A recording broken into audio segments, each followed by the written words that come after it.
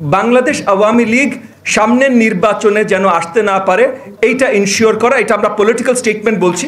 Legally এটা আইন প্রণয়নকারী বা আইন মানে কোর্ট জুডিশিয়ারি তাদের দায়িত্ব, এবং সেটা বাংলাদেশের কারেন্ট আইনে যেটা বলবৎ সেটার মধ্যেই করতে হবে, এর বাইরে যেয়ে না।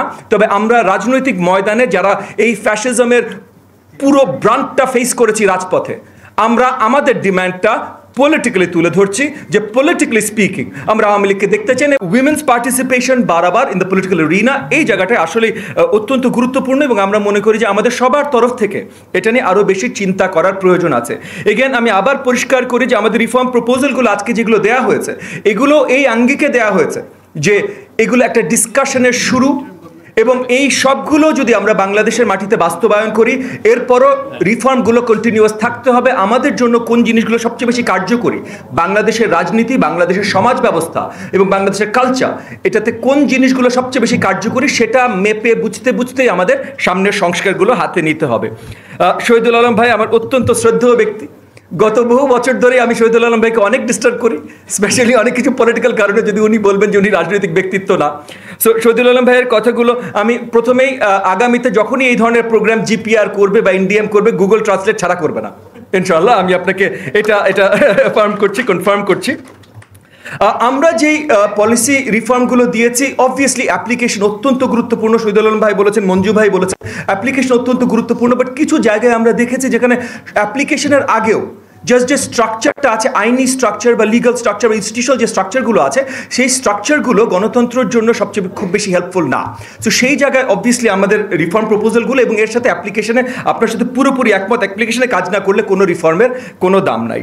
আরও ছোট দুটো জিনিস, একটা হলো এই যে আমাদের এখানকার ছবিগুলো, আমি আপনার কথা বলার পরে আমি জিপিআরের যারা এটা তৈরি করেছেন তাদের সাথে যোগাযোগ করেছি, তারা আমাকে জানালেন যে একটু ভালো করে দেখা গেলে তারা টেলিভিশন স্ক্রিনশট নিয়েছেন, এবং মানে তাদের কথা এগেন আমরা আইনজীবীদের সাথে এরপর থেকে কথা বলবো। জিপিআর কোনো ফর প্রফিট অর্গানাইজেশন না, সো তারা কাউকে টাকা দিয়ে কোনো রাইটস কিনে করেনি, কিন্তু তারা বলেছেন তারা নিউজের স্ক্রিনশট নিয়ে ইউজ করেছেন, এবং তাদের ধারণা, এগেন আইনজীবীর সাথে কথা না বলে, তাদের ধারণা যে এই আইকনোগ্রাফির যে ছবিগুলো আছে এগুলো এখন ন্যাশনাল আইকনস, এবং সেই হিসেবে সেই চিন্তা করে তারা কপিরাইটের কথা চিন্তা না করে নিউজ থেকে ছবি তুলে দিয়েছেন। তবুও আমি তাদের হয়ে আপনার কাছে এবং এখানে উপস্থিত সবার কাছে ক্ষমা চেয়ে দিচ্ছি। আর একই সাথে আমাদের যেহেতু রাজনৈতিক দল কথা বলার সময় হয়তো দলের চেয়ারম্যান সম্বন্ধে একটু রাজনৈতিকভাবে বলেছে, সেটার জন্য তাদের পক্ষ থেকে আমি আরেকবার ক্ষমা চেয়ে নিচ্ছি। রাশেদ সাহেব বলেছেন জাকপার আমাদের অত্যন্ত কাছের এবং রাজপথের আমাদের একসাথে সহযোদ্ধা জাকপার রাশেদ প্রধান সাহেব বলেছেন 90টা সংস্কার দিলেও আসলে হবে না। এই কথাটাও সত্যি। এই কথাটা সত্যি থাকা সত্ত্বেও আমরা 9টা সংস্কার দিয়েছি, কারণ আমরা মনে করেছি যে প্রথম ধাপে এই 9টা সবচেয়ে বেশি গুরুত্বপূর্ণ। যেমন আশরাফ কায়সার ভাই তুলে ধরেছেন যে ব্যবসা বা বিজনেস গ্রুপস বা এই জিনিসগুলো নিয়ে খুব বেশি আলোচনা হচ্ছে না। আমরা মনে করি যে এই যে ফ্যাসিস্ট সরকার, আমি একদম প্রথম আলোচনা একবার বলেছিলাম যে আমাদের দুটো লক্ষ্য ছিল এই রিফর্মগুলোর মাধ্যমে। একটা হলো ফ্যাসিজম যেন আর কখনো না আসে, এবং অ্যাকাউন্টেবল ডেমোক্রেসি যেন আমরা তৈরি করতে পারি। এবং এই যে কার্টেলস এবং বিজনেস গ্রুপস যেভাবে গত 15 বছর কাজ করেছে, আমরা এই পুস্তকেও পরিষ্কার, এই প্রবন্ধতে পরিষ্কার দেয়া আছে কেন আমরা বিশ্বাস করি যে ফ্যাসিজম তৈরি করার জন্য সেটা বিশাল একটা শক্তি ছিল, এবং সেটা বিশাল শক্তি ছিল বলেই এগুলোকে কিভাবে ভাঙা যায়, কিভাবে এর আগে অন্য দেশে হয়েছে এবং আমরা হয়তো চেষ্টা করতে পারি, সেগুলো আমরা এই প্রবন্ধতে রাখতে চেষ্টা করেছি। একইভাবে মিডিয়া, দ্য ফোর্থ স্টেট, তাদেরকে কিভাবে করাপ্ট করা হয়েছে এবং কিভাবে আমরা চেষ্টা করতে পারি। এবং এগেন সবগুলোই কিন্তু রিফর্মের শুরু। মানে মিডিয়াতে কিভাবে রিফর্ম হবে এটা হয়তো আশরাফ কায়সার ভাই আমাদেরকে অনেক বেটার বলতে পারবেন দেন আমাদের জিপিআর এর রিসার্চাররা যা বের করতে পেরেছেন, কিন্তু আলোচনা একটা শুরু তো হতে হবে। তো সেই জায়গা থেকে আমরা এই কাজগুলো করেছি। একই সাথে আশরাফ কায়সার ভাই আপনাকে পরিষ্কার করে জানিয়ে দিচ্ছি, এনডিএম এর কোনো অঙ্গ প্রত্যঙ্গ কখনো ফ্যাসিজম হবে না, আর সিআরআই জিপিআর কখনো সিআরআই হবে। জিপিআর এর একমাত্র কাজ হলো রিসার্চ করা পলিসি ভিত্তিক। সো বাংলাদেশের রাষ্ট্র ব্যবস্থায় কি কি জিনিস কাজে আসতে পারে সেগুলো সায়েন্টিফিক রিসার্চ করা তারা করেন, এবং যারা আছেন জিপিআর এর সাথে জড়িত তারা সবাই ইদার পিএইচডি স্টুডেন্ট বা একাডেমিক, এবং তারা বাংলাদেশি এবং বাংলাদেশের জন্যই কাজ করে যাচ্ছেন, তার জন্যই এনডিএম এর এই জিপিআর এর সাথে তারা সংযুক্ত।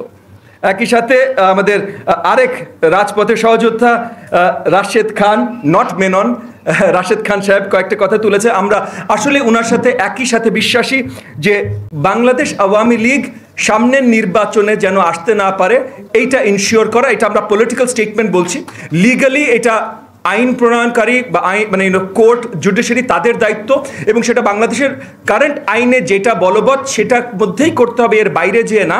তবে আমরা রাজনৈতিক ময়দানে যারা এই ফ্যাসিজমের পুরো ব্রান্ডটা ফেস করেছি রাজপথে, আমরা আমাদের ডিমান্ডটা পলিটিক্যালি তুলে ধরছি, যে পলিটিক্যালি স্পিকিং আমরা আওয়ামী লীগকে দেখতে চাই না, এবং যেটা সত্যি কথা আমরা বিশ্বাস করি একটা নির্ধারিত অল্প সময়ের ভিতরে যদি নির্বাচন হয় তাহলে আওয়ামী লীগ এমনিও নির্বাচন করতে পারবে না, তাদের কোনো পলিটিক্যাল তাদের কোনো নমিনেশন পেপারই তুলতে পারবে না। সো সেই আলোচনাটা আমরা ওখানে শেষ করে আমি আবারও মঞ্জু ভাইয়ের অ্যাপ্লিকেশন এবং শফিক ভাই কয়েকটা কথা বলেছেন যে এই যে কেয়ারটেকার সরকারের পরও কিন্তু এই প্রত্যেকটা রিফর্মের আনরাভেলিং হয়ে যায়।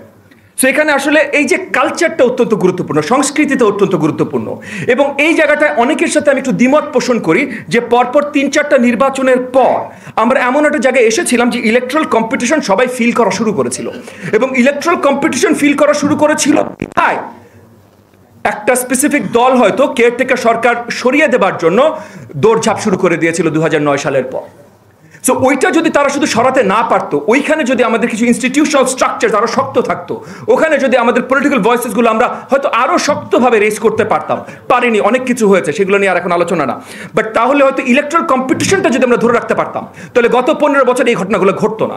সো এখন আমরা বিশ্বাস করি অনেক রিফর্ম দরকার, আমি শফিক ভাইয়ের সাথে পুরোপুরি একমত, অ্যাপ্লিকেশন দরকার, শহীদুল আলম ভাইয়ের সাথে পুরোপুরি একমত, কিন্তু একই সাথে ইলেকট্রাল কম্পিটিশনটাকে জোরদারভাবে বাংলাদেশের জমিনে ফেরত আনা সবচেয়ে বেশি প্রয়োজন বলে আমি মনে করি।